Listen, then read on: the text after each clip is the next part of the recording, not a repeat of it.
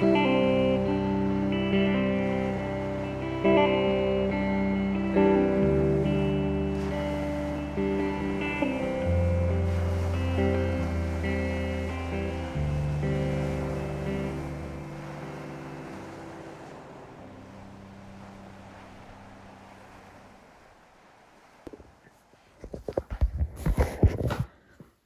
guys, it's Amy again, back to you for the second wave of COVID. Hey guys, it's Amy coming back for a second recording of Pandemic Postcards. This time we are in our second wave, so I'm here to give you some updates. Alright, started.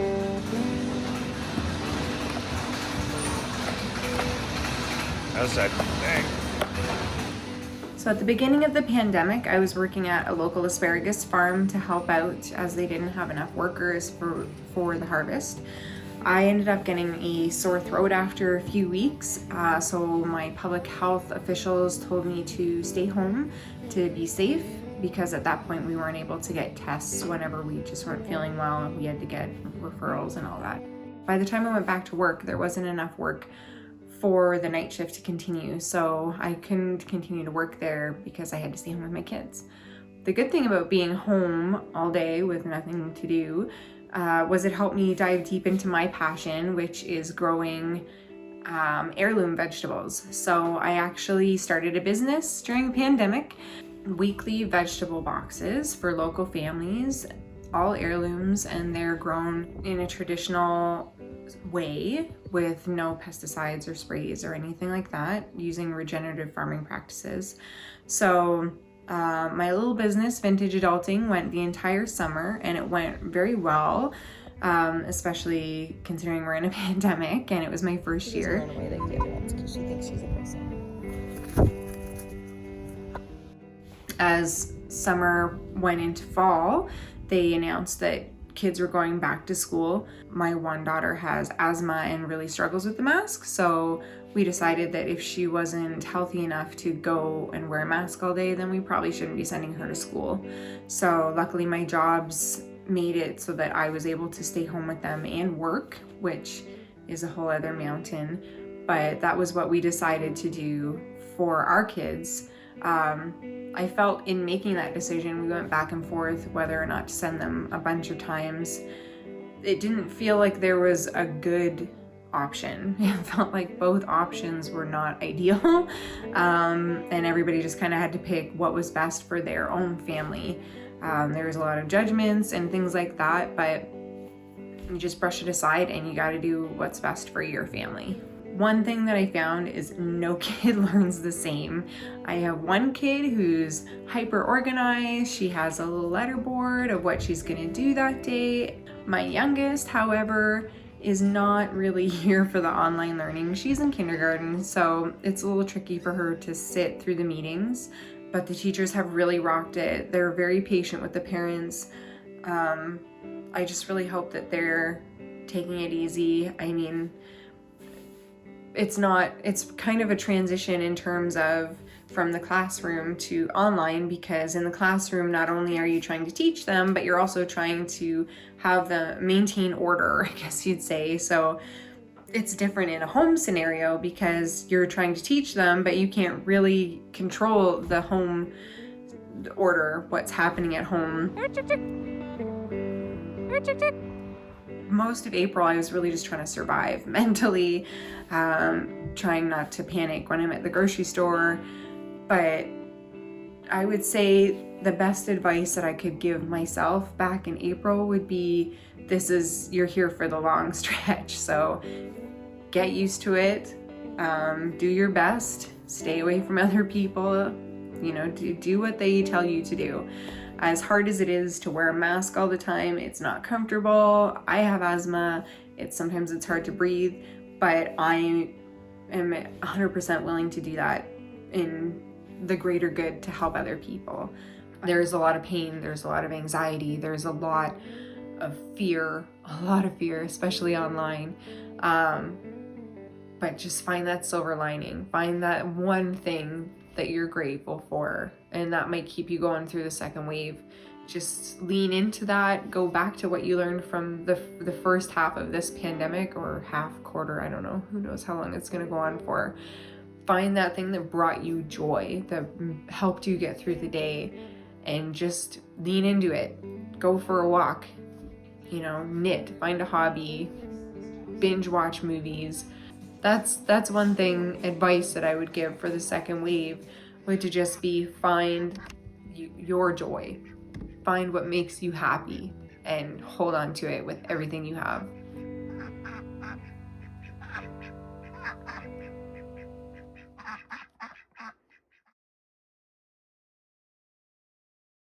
All right. Yep. Let's do it. All right.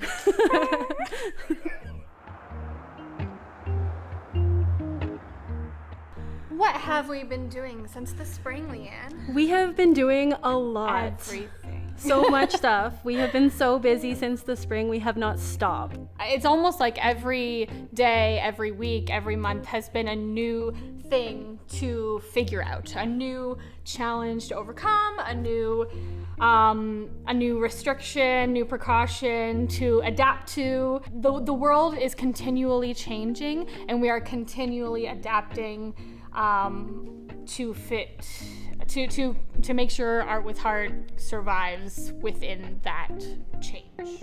Yeah, and our goal also has been to make sure that the kids that are coming through our programs are comfortable and feel safe and still get the high quality experience that we've always tried to offer at Art with Heart. We want to make sure that they come in and it's like nothing changed, even though it has. We want them to still be having a blast, getting messy, and making friends.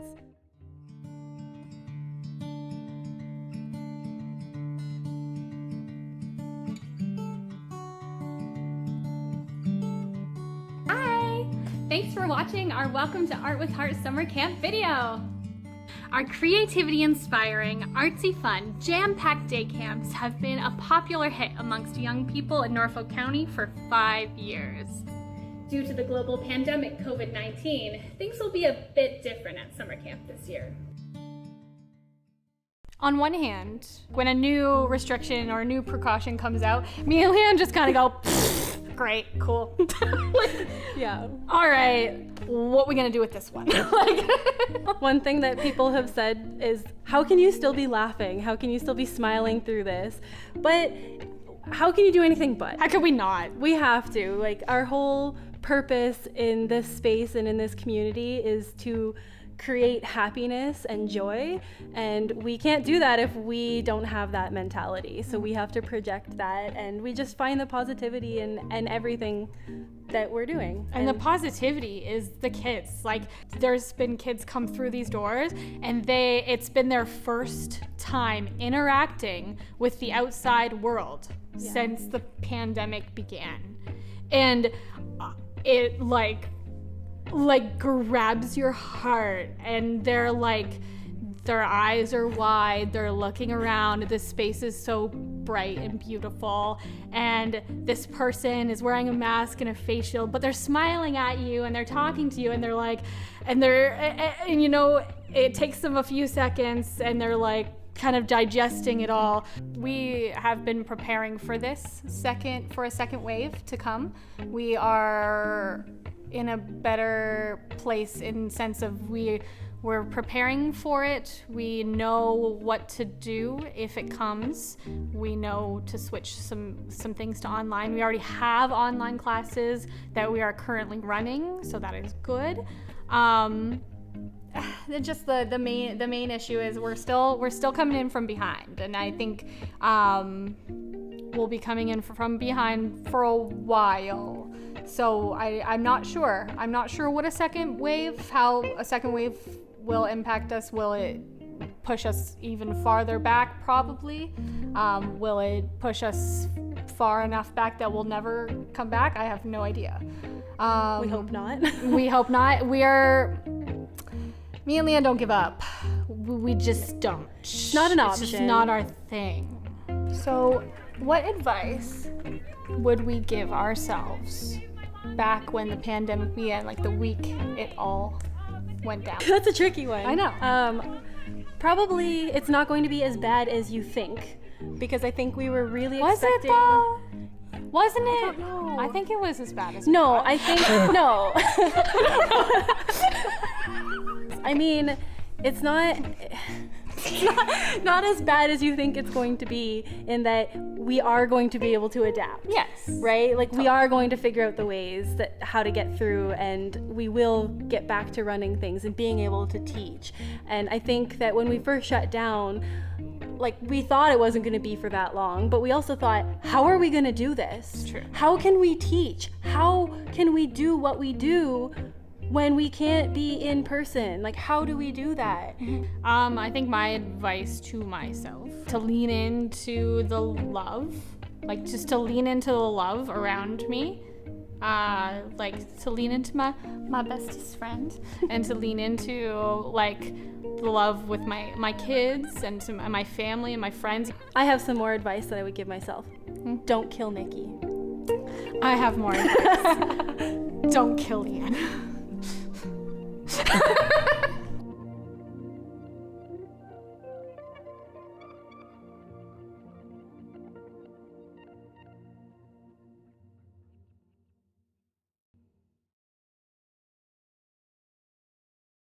How did you feel when you received word that you had contracted COVID-19?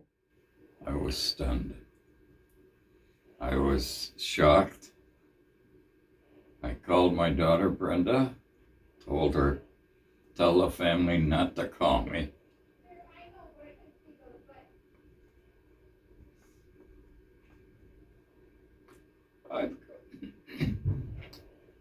I'm gonna handle it. Yeah. And you did, Roy. Very well. Yeah.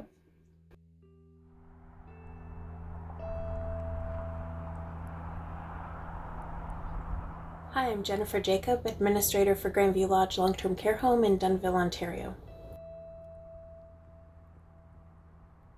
We're about a year into the COVID-19 pandemic, and since April 2020, our home has experienced 2 COVID-19 related outbreaks. The first was about 7 months in November 2020. We were fortunate that we were able to contain it to one home area, and that there was very limited involvement of residents and staff.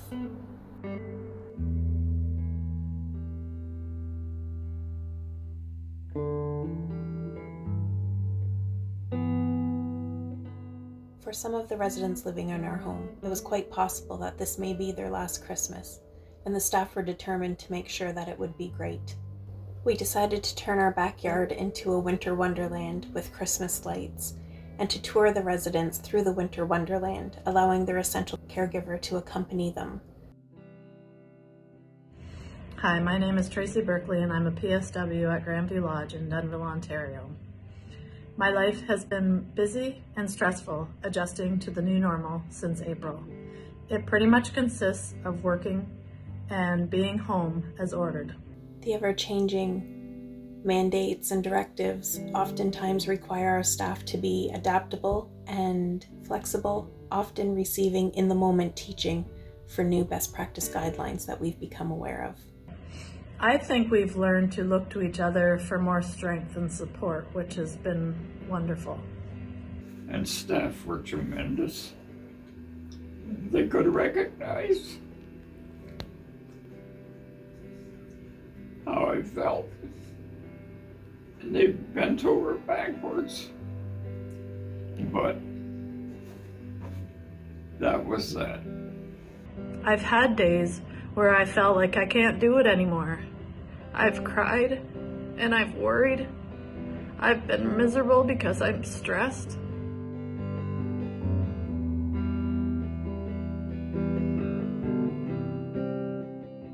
The second outbreak happened in January 2021 and was found through weekly surveillance testing of our staff, who were asymptomatic but had tested positive. This early detection allowed us to enact quickly in collaboration with our local public health unit and put measures in place which would reduce the transmission of COVID to any residents. Give you a shot? Sure. Yeah. How are you feeling today? Wonderful. Yeah. Now, Did you get any reaction from the last vaccine? none whatsoever. Just like I never got any reaction from Okay. Good. Well, Go Tour, man. In January, our residents received the first dose of the COVID-19 vaccine. Okay, small poke, ready? And the second doses were completed in February. This is a huge step for our sector, in hopes that we can eventually get back to a resident-centered home-like approach that we were used to. It's hard for me to think about people other than my age people. But if I'm thinking about people, I would say, whoever you are, whatever age you are, if you've contracted it, try to notify the people that you've been with. Try to let authorities know who you've been with, and pray to your God. That's it. Although we know we're not out of the woods, and there's still going to be precautions that need to be taken, this is a step in the right direction, and we just look forward to the day when all of our staff can be vaccinated as well. If I could look back from the position we are in right now and give myself advice in April 2020, I'd tell myself you're stronger than you know, that things will get worse before they get better, that your friends are really truly your friends and will be there for you. Don't be afraid to worry and cry, for you're human, but don't forget to laugh. Enjoy the little things because they really mean a lot. Get rest while you can and enjoy life. And just remember, you can't use too much hand sanitizer. Thank you.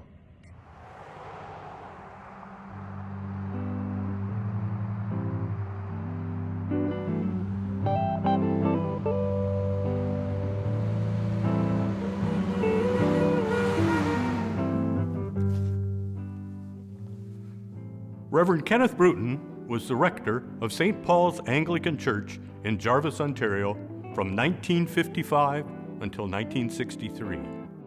In the Walpole Township Centennial History Book, he has written the following. The dreaded flu epidemic struck this area October of 1918, and the record carried a warning. The Board of Health ordered the closing of schools and churches. Apparently, Walpole was hit harder than the village of Jarvis, a number of cases being reported in the township. In November, Jarvis was hit, 17 cases being reported, while it lessened in the township and schools were reopened. On the 13th of November, the schools and churches in Jarvis were reopened, only to be closed again in December. The total number of cases is not given. 4 deaths are reported, but the total was probably at least twice that many. In one case, a mother and her 3-year-old son were buried together.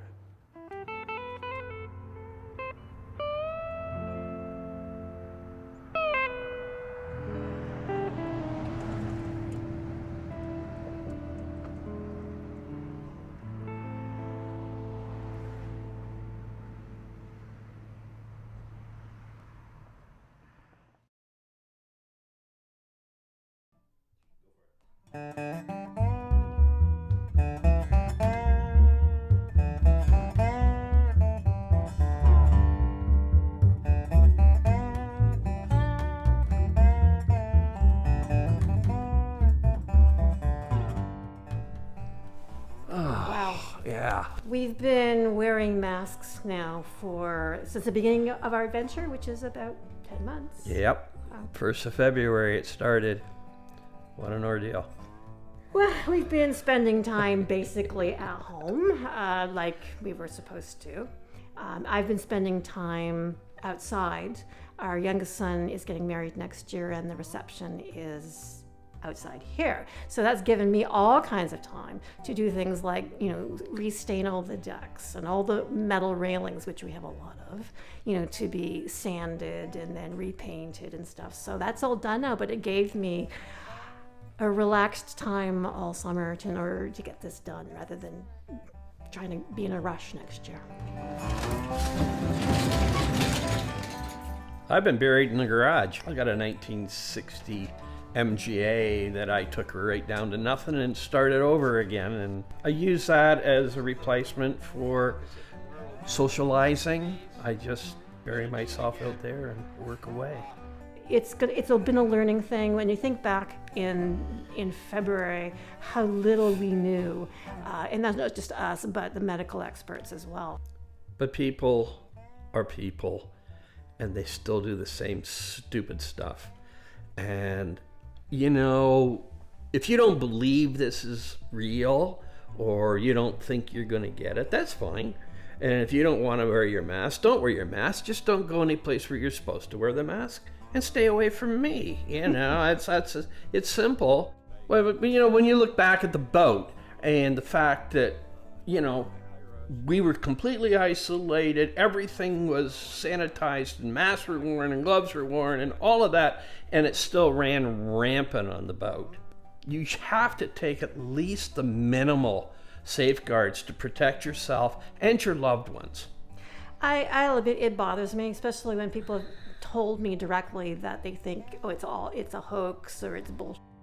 And I'm going,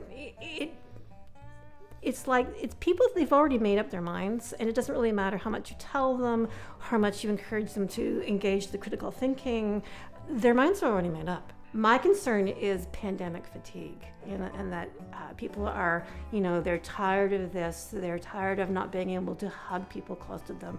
And I understand all those feelings because we have the same feelings. Wave 2 is only going to hit because people haven't taken Wave 1 seriously. We will get through this, and just in time for the next one. And my other advice is, even though people may not be able to see you, keep smiling. Yep. Wear the mask. Tide so swift, the rain won't lift. Railings froze, the gate won't close. Now get your mind off of COVID time, 'cause you ain't going nowhere. Singing, ooh, ride me high. Tomorrow's the day my bride's gonna come. Oh Lord, we gonna fly down in my easy chair.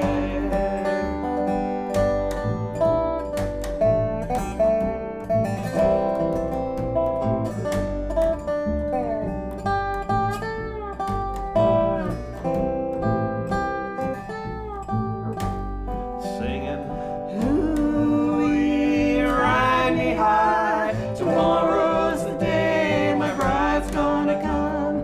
Oh Lord, we gonna fly down in my easy chair. I said, oh Lord, are we gonna fly down in my easy chair?